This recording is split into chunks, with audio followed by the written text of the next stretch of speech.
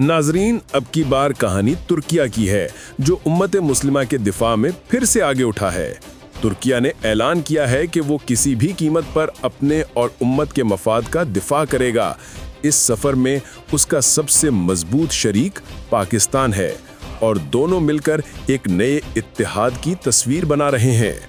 हालिया OIC इजलास में तुर्किया और पाकिस्तान ने मुश्तरका दिफा के अज़्म का इआदा किया और इस्लामिक नेटो का ख्याल जोर पकड़ रहा है। JF-17 थंडर की डेमोन्स्ट्रेशन फ्लाइट्स और कान की शराकत से मुस्लिम दुनिया की एयर पावर की बुनियाद मजबूत होती दिख रही है।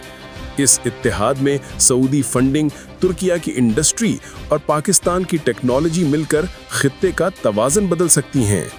जब ये तैयारे तुर्किया के आसमानों पर उड़ेंगे तो दुश्मनों के इरादे लरस जाएंगे और अमन का नया पैगाम मजबूत होगा। ये वो लम्हा है जब दोस्ती दिफा बनकर तारीख रकम करेगी और नया दौर शुरू हो चुका। तुर्किया ने एक बार फिर ऐलान कर दिया है कि वो किसी भी कीमत पर न सिर्फ अपने मुल्क बल्कि उम्मत मुस्लिमा का दिफा करेगा। और इस सफर में उसका सबसे मजबूत शराकतदार कौन है? पाकिस्तान। अभी हाल ही में जब कतर पर इसराइल ने एयर स्ट्राइक की, पूरी मुस्लिम दुनिया लरस गई, लेकिन तुर्किया ने वही किया जो एक बड़ी ताकत करती है। तुर्किया ने इसराइल की जारहियत को ललकारा और OIC के हंगामी इजलास में सबसे मजबूत आवाज बनकर उभरा। 57 मुस्लिम ममालिक की इस मीटिंग में तुर्किया के सदर रजब तैयब एर्दोगान ने वाज़े कहा कि अब वक्त आ गया है कि एक इस्लामिक नेटो बनाई जाए। और हैरत की बात यह है कि पाकिस्तान ने इस तजवीज़ की मुकम्मल हिमायत की और तुर्किया को यकीन दिलाया कि वो अस्करी टेक्नोलॉजी, एटमी शील्ड और एयर पावर के जरिए हर मुमकिन ताउन करेगा। अब तुर्किया को सबसे बड़ा खतरा कहां से है? सरहदों से। एक तरफ शाम और इराक का बॉर्डर है जहां दहशतगर्द तंजीमें मुसलसल सरगर्म हैं। दूसरी तरफ बहरा रूम है जहां यूनान और इसराइल मिलकर तुर्किया के खिलाफ महाज बना रहे हैं। और इसराइल की जानिब से तुर्किया के शुमाली इलाकों पर की गई हालिया एयर स्ट्राइक ने यह बात साबित कर दी है कि ये सिर्फ धमकियां नहीं बल्कि खुला ऐलाने जंग है। तुर्किया ने फौरन रद्द अमल दिया और अपनी फिजाइया और ड्रोन्स को अलर्ट कर दिया।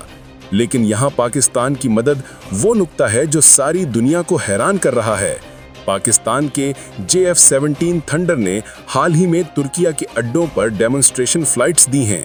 ये वही जहाज है जिसे दुश्मन मौत का परिंदा कहता है और ये इम्कान बहुत करीब है कि ये तैयारा अब तुर्किया की फिजाओं में मुस्तकिल परवाज करेगा। दोस्तों, याद रहे कि तुर्किया पहले ही अपना 5th जनरेशन एयरक्राफ्ट कान तैयार कर रहा है। इस मंसूबे में पाकिस्तान भी शराकतदार है।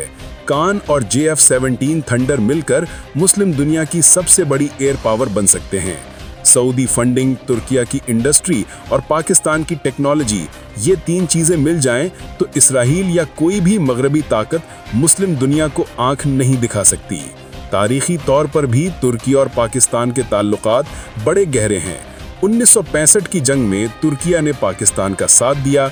1974 में जब तुर्किया पर यूनान के साथ साइप्रस की जंग मुसल्लत हुई तो पाकिस्तान ने खुलकर हिमायत की। फिर 1980 और 1990 में दोनों ममालिक ने फौजी ताउन बढ़ाया। 2016 में रादुश-शुमाल की मशकों में पाकिस्तानी फौज ने अपनी सलाहियतें दिखाईं और तुर्किया की फौज ने खुलकर तारीफ की।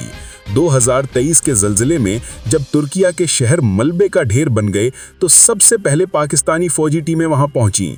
इस जज्बे ने तुर्किया के अवाम के दिल जीत लिए। अब आज के हालात देखें। कतर पर इसराइल की बमबारी के बाद OIC ने तय किया है कि मुश्तरका दिफाई ढांचा बनाया जाए।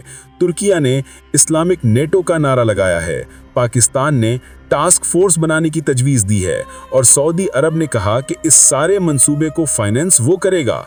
गोया अब तुर्किया, पाकिस्तान, सऊदी अरब, ईरान और कतर मिलकर एक ऐसा ब्लॉक बनाने जा रहे हैं जो न सिर्फ इसराइल बल्कि किसी भी मगरबी साम्राज्य को चैलेंज कर सकता है।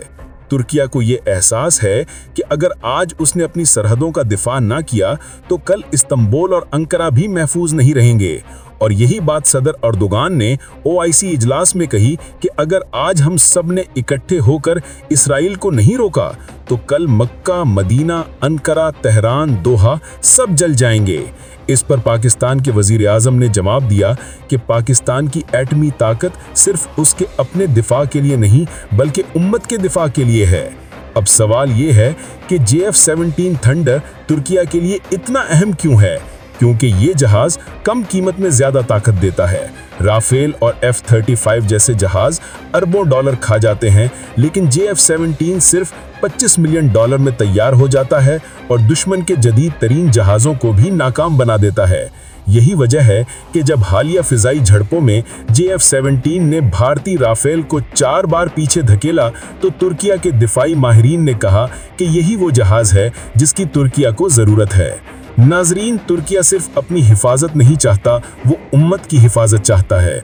वो फ़लस्तीन के बच्चों की चीखें सुनता है, वो कतर पर इसराइल की बमबारी देखता है, वो शाम और गजा के मलबे को अपने दिल पर महसूस करता है।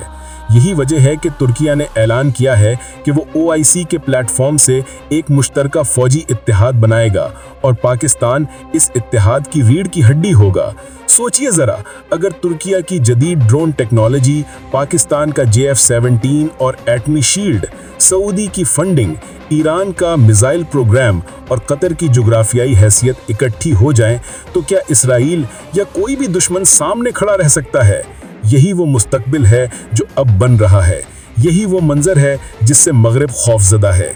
आखिर में नाजरीन, ये वक्त है कि तुर्किया और पाकिस्तान सिर्फ दोस्त ना रहें बल्कि इत्तेहादी बने। इसराइल की जारहियत, यूनान का दबाव और मगरबी ताकतों की साजिश सिर्फ इसी सूरत नाकाम होंगी जब उम्मत एक होकर खड़ी होगी। और आज पहली बार OIC में ये इत्तेहाद बनता हुआ नजर आ रहा है।